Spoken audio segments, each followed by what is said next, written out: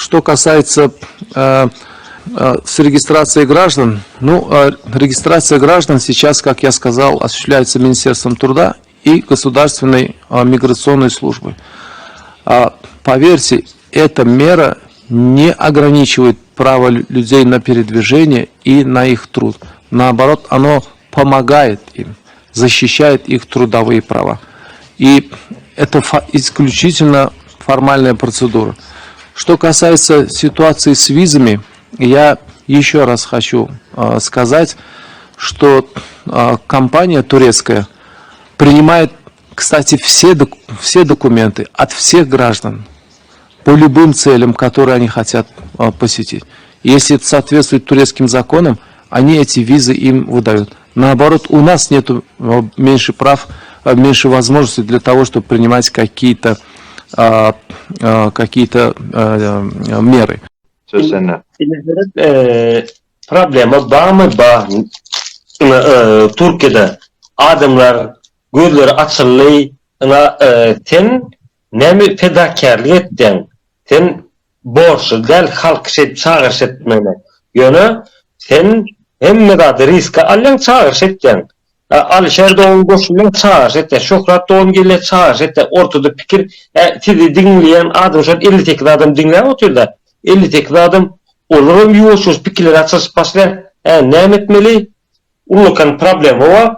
Türkmenistan'da şu gıtsılığı çözecek bolmalılar, onu odat bolmalı deyip fikir ettiler.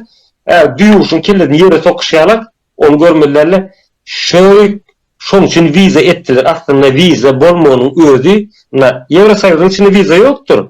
Bez vize öz arasında giderler. Vize etmek yurdu gariplaştırmak.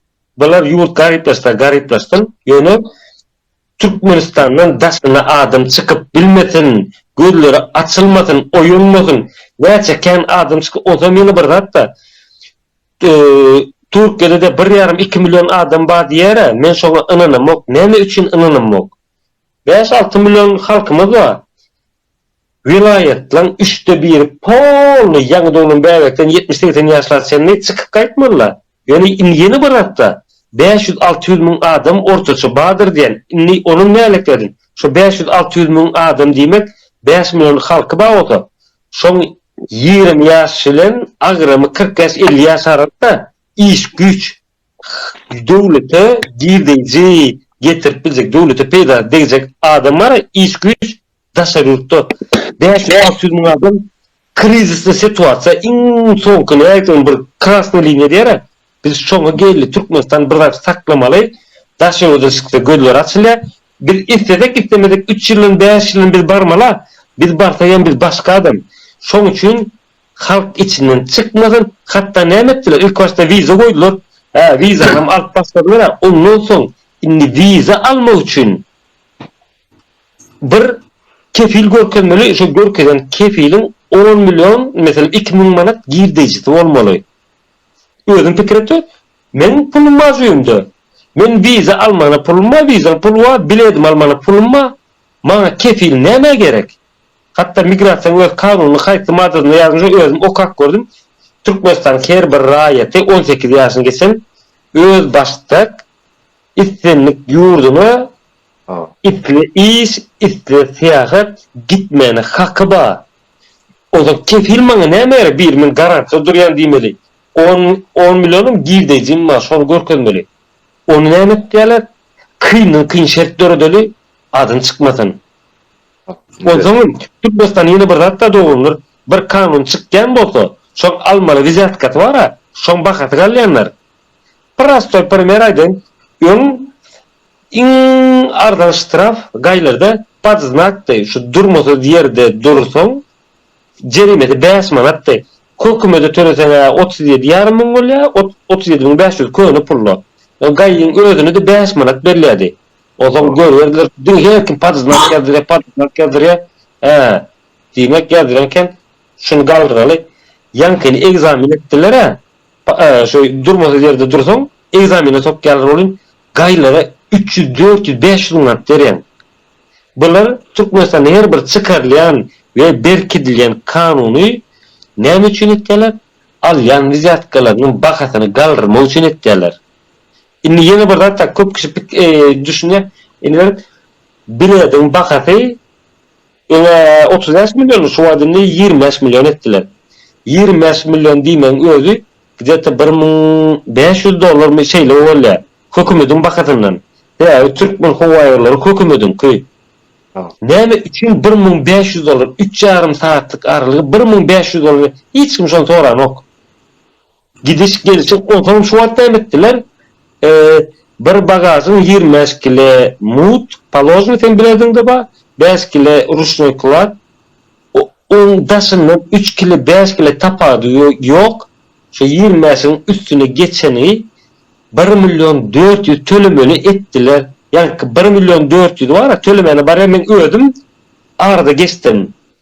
Gün 10 yolu men gelenime gidip gelim Türkmenistan'a. Yani 1.400.000 nälik törete? Kassa töler ten eline çek çıkarıp beren oklar. Şu devletin garnatına giren ok. Onu ne ettiler?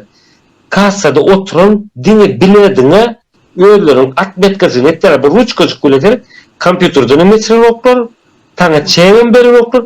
Dini pasadışını talonlara, pasadışını talon şoňa belgeti alt gidip ýa-ni bagaj kabul etdiğini görkezýän ýa-ni yüzündäki golu görýär. Ha, bolu sen bagazyny öz juňsyny isleýärler.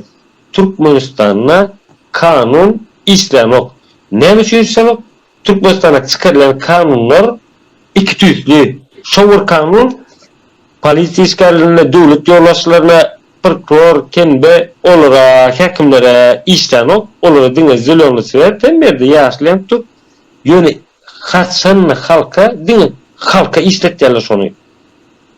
Problemi şo taýda bizde. Aydın. Ben bir bilen koşulsam. Şimdi Vallahi. benim fikrimce bu vizadan çıkan Assalamu alaikum, hormatly vatandaşlar. Bilşiňiz ýaly ýakynda Jenewada Birleşen Milletler Guramasının konferensiýasy geçirildi. Şol konferensiýa Türkmenistanyň delegatlary gatnaşdy. Birleşen Milletler Guramasının komissiýasy viza barada şu delegatlara sorag berende Vefa Hajiyev şeýle jogap berdi. Ýagny Türkmenistan bilen Türkiýe döwletiniň arasyndaky girizlen viza şertnamasy diňe halkyň bähbidi üçin işleýär. Halkyň bähbidine şo ýollar goýuldy, amala aşyryldy diýip düşündirýär. Şol berilen jogapdan Birleşen Milletler Guramasının komissiýasy şeýle hem halkymyz hem kanagatlananok. Sebäbi iş ýüzünde görüşümüz ýaly ol zatlar yalan bolup durýar. Häzirki ýagdaýda. Näme üçin? Sebäbi ilki bilen belläp geçmegimiz gerek. Türkmenistanyň ýagny Türkmenistanyň hökümetiniň yüzlenmegi, haýyş etmegi netijesinde Türkiýe döwleti bilen Türkmenistanyň arasynda viza düzgünü girizildi. Bu birinciden.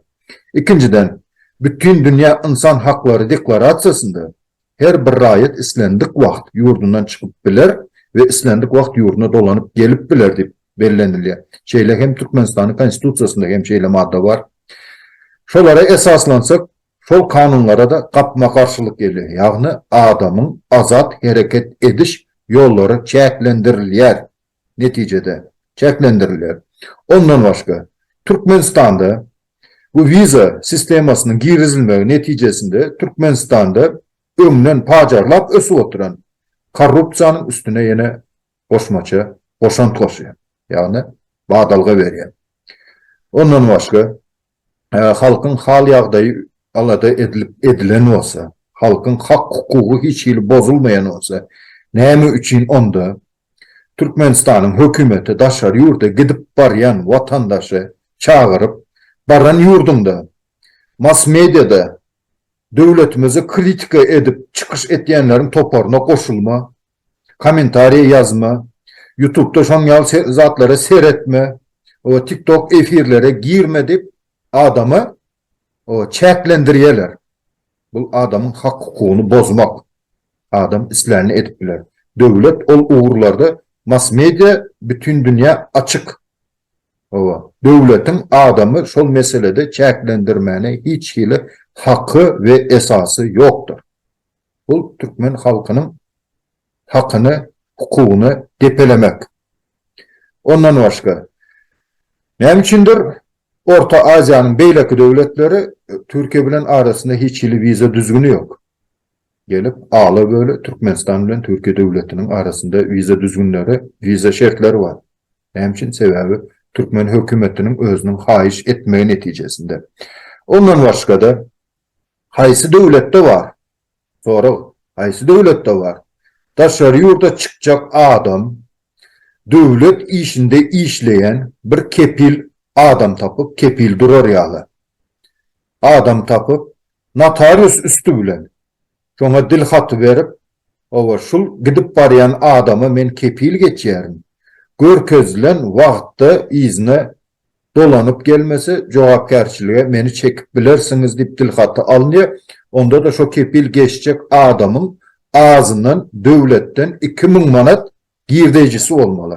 Şo barada işleyen yerinin hasabathanasından, ýagny buhalteriýasyndan hökmany suratda spravka, ýagny dil haty eltip bermeli. Hakykatdan biz kepil geçeceğiz, şul adamın şunça, ýagny 2000 manattan ýokary girdejisi bar diýip.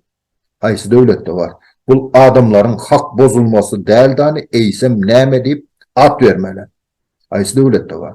Şuma hak hukugy alada etýän, insanlaryň hak hukugyny alada etýän delegasiýa o gül ýaljak, o ýalan gürläp otyr.